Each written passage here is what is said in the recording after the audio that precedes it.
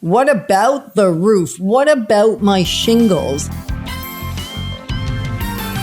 Moving forward with the DekkerTeam. Moving forward together with the DekkerTeam. We at the DekkerTeam are excited that for over 30 years, we've been able to come alongside you and grow well through real estate, give you insider tips, and just make sure that you're living the absolute best life possible. It's so much more than just buying homes, selling homes.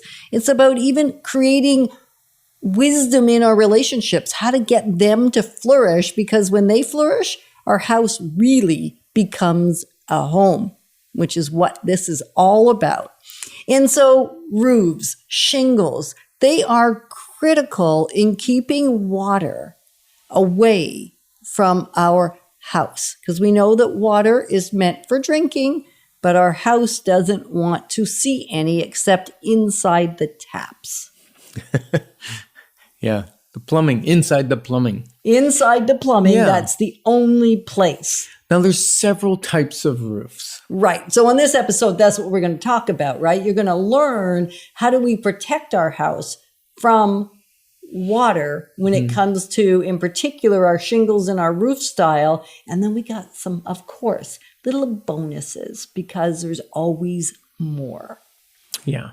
So the most common roof style is a sloped peaked roof with an asphalt style shingle on it, which is, now they're changing them. More of them have fiberglass and different things in them to try to extend the life of the shingles.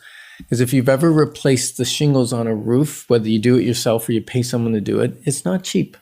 It's expensive. Yes. It's And- like a significant input. It's an investment, because if your shingles are done, Yeah. you in trouble. Yeah, and it's an investment to protect your asset, because if you don't do it in time and water penetrates through the shingles or through the roof sheathing, you can get rotten roof sheathing, you can get mold in the attic, you get staining or bad drywall, you got to change drywall. If it's really bad, you may damage the rest. It might go all the way through the house if it's a real bad one. And then it's not just the moisture damage, it's now the impending mold and mildew and deterioration of the actual wood and other building materials that starts taking place. Yeah. So protection is the key. Now, there's several reasons a roof may leak. If it's a flat roof, it may have too much retention, or it might have a torched on membrane or that type of thing. That may be getting old. They're rarer. We still see lots of We them, still though. see them, but they're rarer. Very, very much on commercial buildings. Yeah. And then, so there's some things we'll talk primarily about the shingled roof. You can avoid some of the issues by going to steel. I know. Metal is like amazing because it lasts probably longer than you and I are going to last.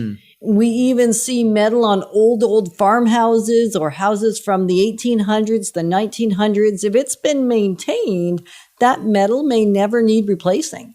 Like a metal roof is the bomb.com. But you'll spend 2 to 4 times the cost of shingles, depending on who's doing it, what style. There's some really gorgeous metal roofs now. Beautiful. And the thing you want to watch for if you're going to do a metal roof, you actually want those little attachments on the metal roof. I'm trying to think what they're called, that break up the ice so that it doesn't come cascading off the roof and onto a person. We actually had our car damaged not that long ago when we went to visit a client because while we were in the house, the sun came out and there wasn't any little protectors. So the heavy ice load and snow load came like an avalanche, which we didn't hear because we were parked, unfortunately, a little bit underneath. Too close. Too Too close to close. the garage And it came slope. cascading down, and you can go to the body shop after that because you've got a pretty damaged car. The other thing is it's a thinking about pain it. to shovel it, because what happens is that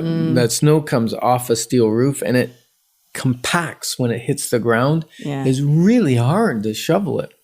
Really hard. But the shoveling's the easy So I part don't is know the what car you call damage. them. I'm going to call them snow guards. I think they are ice guards, snow guards. And you've seen them if you're driving around, and they're not the prettiest thing.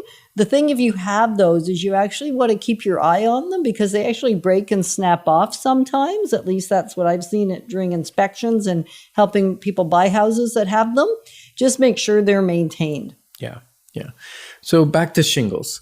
Shingles wear out over time. Yeah. They start curling, they do all kinds of things, and that causes water to be able to get in underneath because they're not waterproof shingles. They're actually because they're layered, right? So if the rain's going up the wrong direction, water can get in. They're designed that the slope of the roof keeps the water flowing away from the seams. Right. So a low pitch roof is actually more problematic.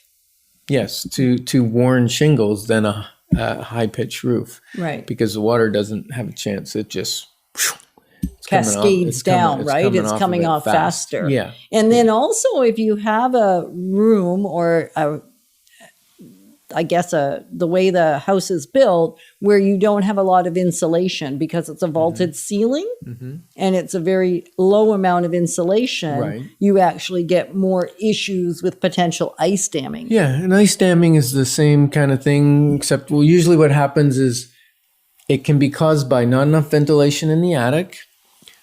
The heat comes up, melts the snow, and then the water drips down underneath the snow, hits the cold eave where it's no longer over the heated attics, like heated house. It's now over the outside, and it freezes. And you can see icicles, maybe big icicles. And they're so pretty, though. The grandkids love to play with them on the back of the cottage in Manotick. Hopefully you don't see them on new houses. And then the ice will build up, works its way up the roof to the point where the water goes up in under the shingles, and then you get damage in your house. So that's ice damming. You can prevent that by removing snow, improving ventilation, or adding those heating coil elements. Just make sure you plug them in. Yes. Because I remember last year. I put them on and never plugged them in. Right. And then it's kind of problematic because by then the cord is covered in ice and you can't get it moved where it needs to go. And then you get a little bit of ice damming. Now, the other place we get leaks, and regularly looking at your roof will help. And that's at flashings around chimneys, flashings where they call them step flashing, where it's on the side of the house because you've got like another roof that butts a wall. It can be in the valley where there's two sections of roof that come together, and there's usually a steel valley in there. Those kind of things, nails that have come loose or worn, and there's no tar on them. So getting up and doing that tarring, and I don't recommend if you're afraid of heights, you don't like stepping on roofs, get a professional. On our home, every year I have someone come out and inspect the roof, and typically there's 4 or 5 shingles have blown off. There's some caulking to do, some tarring, repairing the roof ridge on one time because those wore quicker. And by doing that, we're extending the life of our roof before we have to do the big bucks and replace all of it. And we're preventing a leak in the house. Right. You don't want one of those. Right. No. Stay away from leaks. Yeah. And if your shingles are well attached, you're less susceptible to a windstorm where they're going to blow off as well. Right. And this is the bonus. The bonus is that it's not just around the roof. Look at windows. Look at doors because caulking there, and sometimes they have flashing as well. If we have older style windows that even aluminum cap has been put over what used to be wood and now it's aluminum, that flashing requires frequent caulking. It really is ideal to minimum once a year to do an entire visual inspection around the outside of your house. Look around dryer vents. Look around anywhere because not only are you avoiding the water getting in, you're also avoiding little mice coming to visit and other rodents that can get in some of those holes and gaps that you had no idea were going to take on water or worse, rodents, right? So if you seal your house, it actually seals the deal. Like, get rid of those gaps, get rid of them, get rid of them, get rid of them, and then your house is safe and sound. Yeah. So we're excited to be your partners as we move forward together, because together we've got this. Moving forward with the Decker team. Moving forward.